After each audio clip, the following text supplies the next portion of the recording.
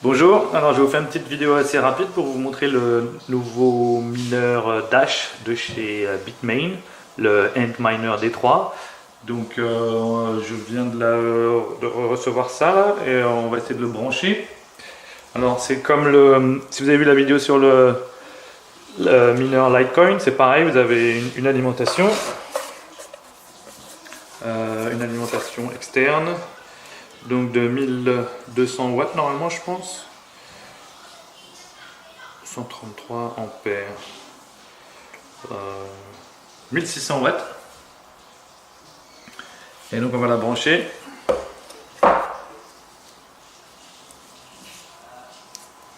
Alors on va mettre les deux là, ici.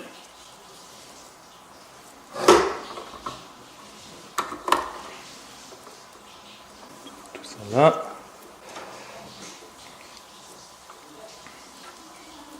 C'est tous les mêmes. Hein. 12 volts.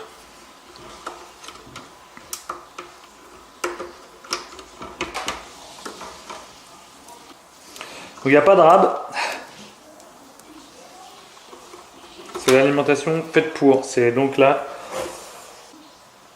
APW3++. Pas de rab du tout, non.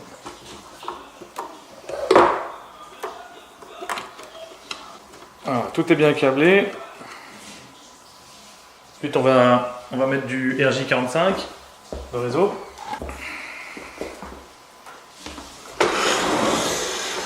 Alors le port réseau est ici.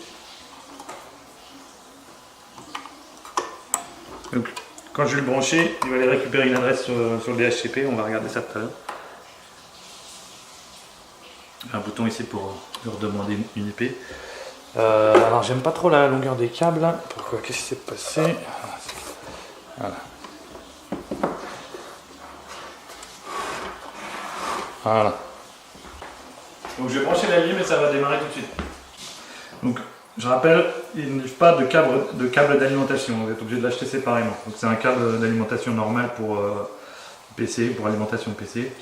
Vous trouvez ça n'importe où.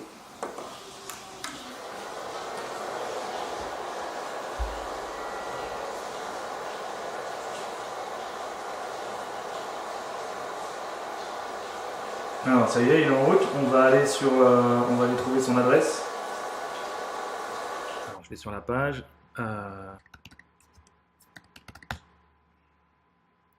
Alors le mot de passe par défaut c'est route. Donc vous changez ça tout de suite.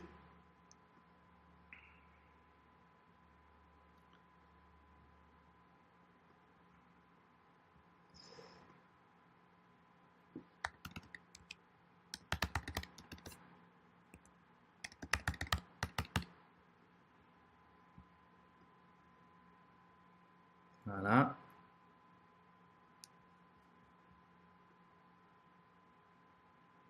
On vient de changer le mot de passe et ensuite il faut aller changer la pool.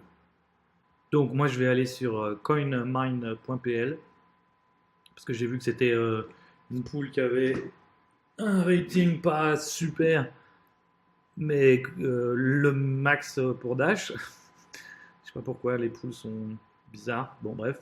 Alors on va aller voir. Donc j'ai pas voulu aller sur la pool de Bitmain parce que tout le monde y va et que bon c'est un peu n'importe quoi. Donc alors ils acceptent le minage en mode anonyme, donc c'est ce qu'on va faire. Alors leur adresse c'est ici, c'est ça. Donc je copie, je vais le mettre dans la configuration, je le mets ici. Voilà. Ensuite le worker, je vais prendre une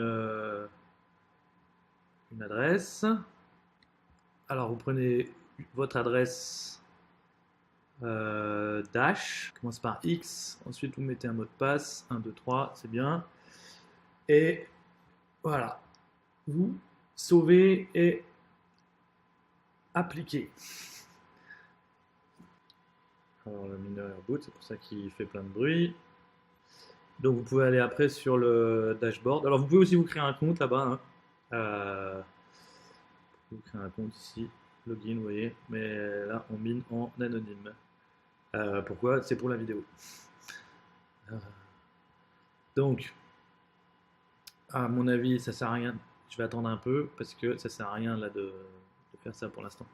Alors, après quelques minutes, on doit pouvoir se loguer sur le tableau de bord. Et voilà. Donc, voilà, ça commence à miner. Voilà, vous voyez. Euh, pour l'instant, 7 H. Ça va monter, j'imagine. On peut aller voir le statut. Donc, tout va bien. On est toujours à 19. Température, on est à 51 degrés. Une cinquantaine de degrés pour la carte mère et les puces qui montent à quasiment 70 degrés avec des ventilateurs qui tournent à 4000 tours minute, voire même 5000. Et ça fait un bruit de folie. Si vous savez pas de quoi je parle, ouais, je pense que vous pouvez pas imaginer le bruit que ça fait. C'est donc pas un truc à... N'imaginez pas que vous allez faire tourner ça dans un appartement.